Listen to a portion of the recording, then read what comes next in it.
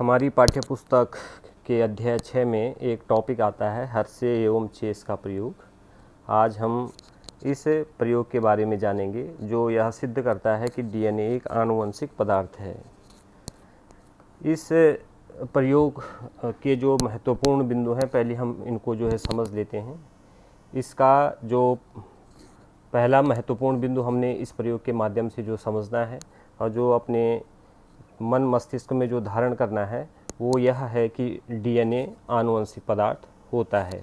DNA आनुवंशिक पदार्थ है, पहला बिंदु यह है।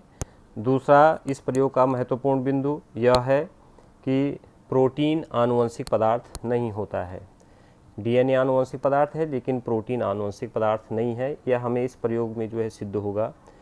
इसमें एक बैक्टीरियोफेज वायरस का इस्तेमाल होता है। बैक्टीरियोफेज एक विषाणु होता है जो जीवाणु को संक्रमित करता है और यहाँ पर इस विषाणु के साथ ई कोलाई, इस्कीरेशिया कोलाई नामक जीवाणु का उपयोग किया गया है जिसको बैक्टीरियोफेज जो है संक्रमित करता है। जीवाणु, अगला जो हमारे पास में पॉइंट है, जीवाणु और विषाणु को प्रयोगशाला में जिस पदार्थ पर वृद्धि कराई जाती है उसे संवर्धन माध्यम कहते हैं, कल्चर मीडिया उसे कहा जाता है और यहाँ पर इसका भी जो है प्रयोग होगा। और विषाणु अपने आनुवंशिक पदार्थ डीएनए द्वारा जीवाणु की उपापचयी क्रियाओं को नियंत्रित करके अपने डीएनए का द्विगुणन करता है और प्रोटीन का निर्माण करके नए विषाणु उत्पन्न करता है। सारांश यह है कि विषाणु जीवाणु को संक्रमित करके अपनी ही नई संतति जीवाणु के माध्यम से उत्पन्न कर देता है। और लास्ट यहाँ पर जो है महत्वपूर्ण बिंदु है वो यह है कि डीएनए में फास्फोरस होता है, सल्फर नहीं। ये इस प्रयोग के महत्वपूर्ण बिंदु हैं। अब हम इस प्रयोग को समझते हैं। इस प्रयोग में हर्षे एवं चेस ने बैक्टीरियोफेज नामक विषाणु का प्रयोग किया है। इसका ये चित्र आपके जो है समक्ष है। ये एक जीवाणुभोजी विषाणु है, जीवाणु का भक्षण करने वाला विषाणु इसको कहा जाता है। बैक्टीरियोफेज का शाब्दिक अर्थ जीवाणु खाने वाला होता है। तो इसकी संरचना इस तरीके से होती है जैसे आपके सामने जो है ये चित्र जो है रखा गया है। जैसे ये सैटेलाइट होता है, कृत्रिम उपग्रह, इस तरीके की संरचना इसकी होती है। इसके सिर में जो है जो हेड होता है इसके, उसमें डीएनए होता है, बाकी बॉडी इसकी जो है प्रोटीन की बनी हुई होती है। तो ये जो बैक्टीरियोफेज है ये गंगा नदी के जल में भी पाया जाता है और उसमें उपस्थित जो हानिकारक जीवाणु को नष्ट करता है। उसके पीछे जो है जो गंगा नदी को स्वच्छ करने का जो कारण है वो यह बैक्टीरियोफेज वायरस है। तो इस बैक्टीरियोफेज वायरस का प्रयोग हर्षे एवं चेस ने अपने प्रयोग में किया। अब इन्होंने क्या किया, सबसे पहले इन्होंने रेडियो एक्टिव सल्फर और रेडियो एक्टिव फास्फोरस से युक्त दो भिन्न माध्यमों में दो प्रकार के जीवाणुभोजी विकसित किए। जो रेडियो एक्टिव सल्फर है S35 और रेडियो एक्टिव फास्फोरस है P32, इनके समस्थानिक हैं, सल्फर का जो है और फास्फोरस का।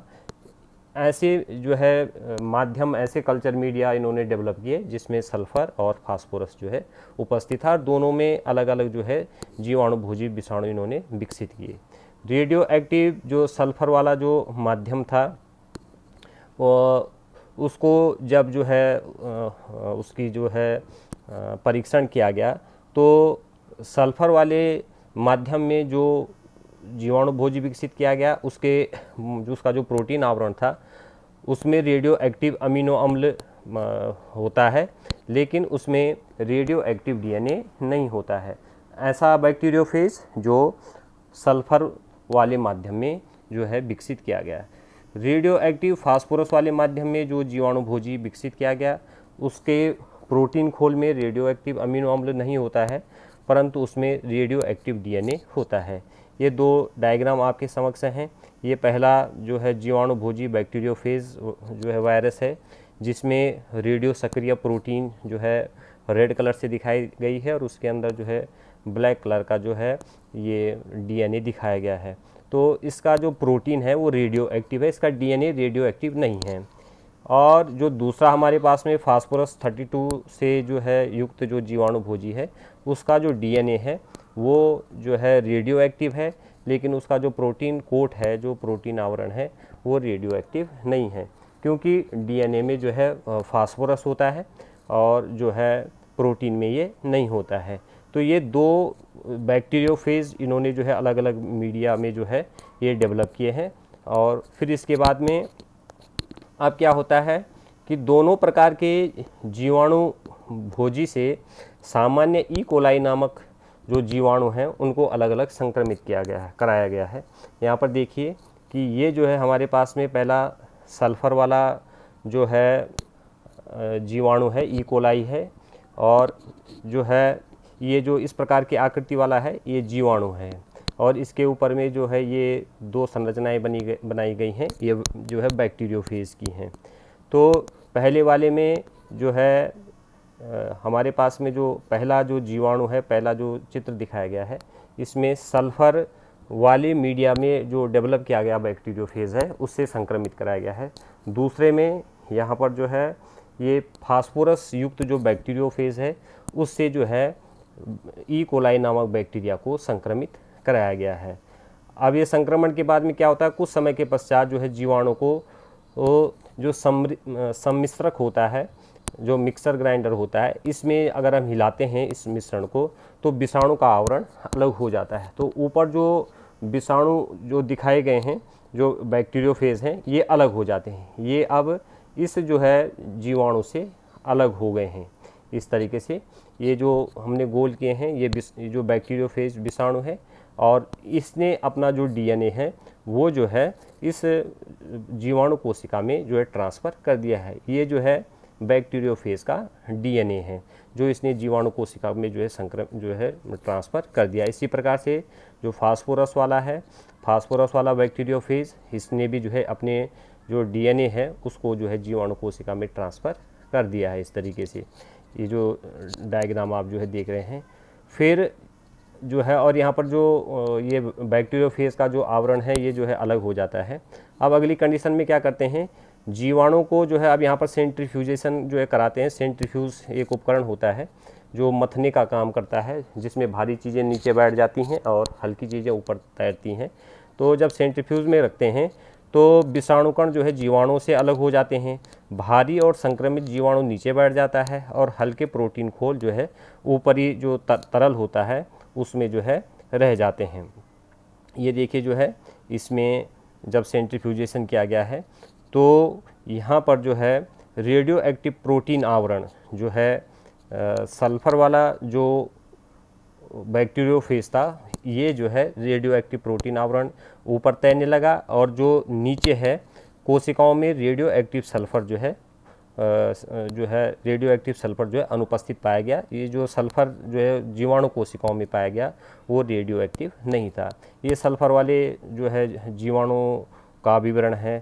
और यदि हम जो है फास्फोरस वाले केस में देखें तो इनका जो है प्रोटीन जो इनका आवरण होता है जो है वो सामान्य होता है, रेडियो एक्टिव जो है नहीं होता है।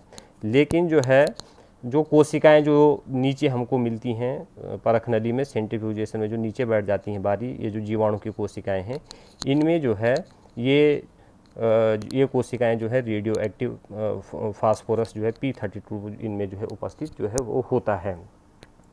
तो यहाँ पर जो हमारे पास में परिणाम आता है वो इस तरीके से है कि रेडियो एक्टिव फास्फोरस माध्यम में वृद्धि करने वाले जीवाणु भोजी ने अपना रेडियो एक्टिव फास्फोरस जीवाणु कोशिकाओं में स्थानांतरित कर दिया, परंतु रेडियो एक्टिव सल्फर S35 माध्यम में वृद्धि करने वाले जीवाणु भोजी अपना रेडियो एक्टिव सल्फर जीवाणु कोशिकाओं में स्थानांतरित या पारगत नहीं कर पाए, क्योंकि डीएनए में जो है फास्फोरस होता है, सल्फर नहीं।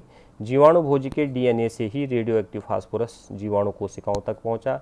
अतः हम कह सकते हैं कि जो है डीएनए ही जो है आनुवंशिक पदार्थ होता है। DNA is a genetic material. इसका जो सारांश है ये बुक में इस तरीके से जो है जो आपको इस प्रयोग के माध्यम से हमने समझा है वो हमारी पाठ्यपुस्तक में भी जो दिया गया है हर्शे एवं चेस के प्रयोग के माध्यम से। धन्यवाद।